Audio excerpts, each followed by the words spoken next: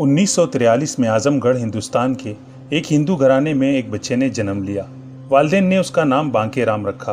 बच्चे का वालिद एक खुशहाल कारोबारी शख्स था। आजमगढ़ से कलकत्ता तक इसका कारोबार फैला हुआ था। बच्चा आसाइशों से भरपूर जिंदगी गुजारते हुए जवान हुआ। वो शिबली कॉलेज आजमगढ़ में ज़ेर तालीम था। किताबों के मुताले से उसे फितरी रग़बत थी। एक दिन मौलाना मौदूदी की किताब दीन हक़ का हिंदी तर्जुमा उसके हाथ लगा। निहायत ज़ौक़ शौक़ से उस किताब का मुताला किया। बार बार पढ़ने के बाद उसे अपने अंदर कुछ तब्दीली और इज़्तिराब महसूस हुआ।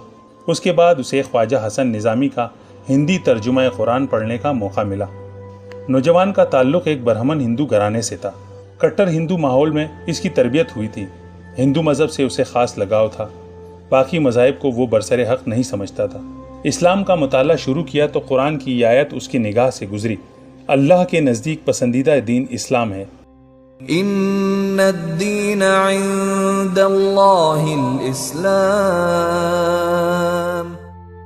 उसने एक बार फिर हिंदू मज़हब को समझने की कोशिश की। अपने कॉलेज के लेक्चरार जो गीता और वेदों का एक बड़ा आलिम था उससे राब्ता किया, मगर उसकी बातों से दिल मुतमईन नहीं हो सका। शिबली कॉलेज के एक उस्ताद हफ्तावार कुरान का दर्स दिया करते थे। नौजवान की जुस्तजू को देखते हुए उस्ताद ने उसे हल्क़ाए दर्स में शामिल होने की खुसूसी इजाज़त दे दी। सैयद मौदूदी की किताबों के मुसलसल मुताले और दर्स कुरान में बाकायदगी से शमूलियत ने नौजवान के दिल को कबूल इस्लाम के लिए कायल और माइल कर दिया। मगर परेशानी ये थी कि मुसलमान होने के बाद हिंदू ख़ानदान के साथ किस तरह गुजारा हो सकेगा। अपनी बहनों के मुस्तक़बिल के मुतालिक भी वो फ़िक्रमंद था। यही सोचें इस्लाम कबूल करने की राह में हायल थीं।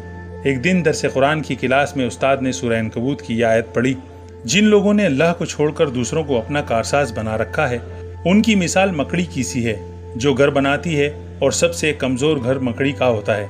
काश लोग इस हकीकत से बाखबर होते।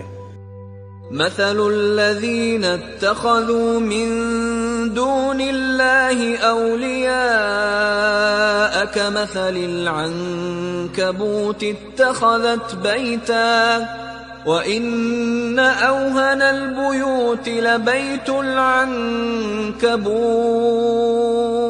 लौ कानू यअलमून। इस आयत और इसकी तशरीह ने बांके राम को झंझोड़ कर रख दिया।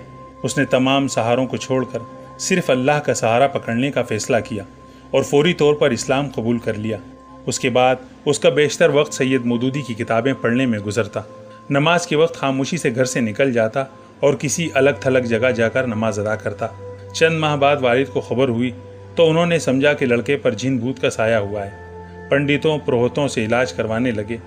इलाज मुआलजे में नाकामी के बाद घर वालों ने इसे हिंदू मज़हब की अहमियत समझाने और दीन इस्लाम से मुतनफ़िर करने का एहतिमाम किया। उससे भी बात न बन सकी तो घर वालों ने भूख हड़ताल का हरबा आजमाया। वालिदैन और भाई बहन उसके सामने भूख से निढाल पड़े सिसकते रहते। उसके बाद घर वालों ने मारपीट और तशद्दुद का रास्ता इख्तियार किया, मगर अल्लाह ने उसे हर मौके पर दीन हक़ पर इस्तिक़ामत बख्शी। उसने तमाम रुकावटों और मुश्किलात को नज़रअंदाज किया। हिंदुस्तान के मुख्तलिफ दीनी मदारिस में तालीम हासिल की। उसके बाद मदीना मुनव्वरा की जामिया इस्लामिया मदीना यूनिवर्सिटी में दाखिल हो गया। जामिया उम्मुल कुरा मक्का मुअज़्ज़मा से एमए किया। मिस्र की जामिया अज़हर काहिरा से पीएचडी की डिग्री हासिल की। आज़मगढ़ के कट्टर हिंदू घराने में आंख खोलने वाला ये बच्चा दुनिया इस्लाम का नामवर मुफक्किर, मुहक्किक, मुसन्निफ और मुबल्लिग बन गया। उन्हें प्रोफेसर डॉक्टर ज़ियाउर रहमान आज़मी के नाम से पहचाना जाता है।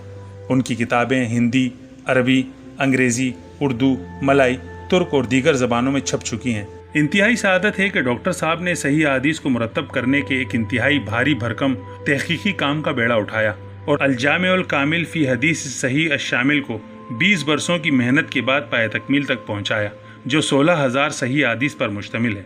इसके 6,000 अब्वाब हैं। इसका पहला एडिशन 12 जबकि दूसरा एडिशन इजाफात के साथ 9 ज़ख़ीम जिल्दों पर मुश्तमिल है। ऐसा काम जो बड़ी बड़ी जामियात और तहकीकी इदारे नहीं कर सके, एक शख्स ने तने तनहा कर डाला।